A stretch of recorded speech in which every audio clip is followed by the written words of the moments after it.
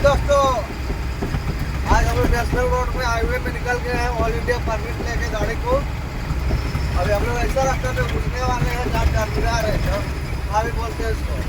आगे देखिए सामने पे गुफा भी है, देखिए ये गुफा पूरा पार होने तक हम पूरा दिखाई नहीं लगा रहा आपको। देख सकते हैं यहाँ पे पूरा यहाँ पे ट्रेन भी लगा हुआ है। यहाँ पता भी नहीं चलेगा कि यहाँ पे क्या चल रहा है। पहाड़ काट के लगाया है, पूरा पहाड़ को काट के बनाया गया। इसको लगभग लगाने में करोड़ों का अरबों का खर्चा हुआ होगा, देख सकते हैं आप।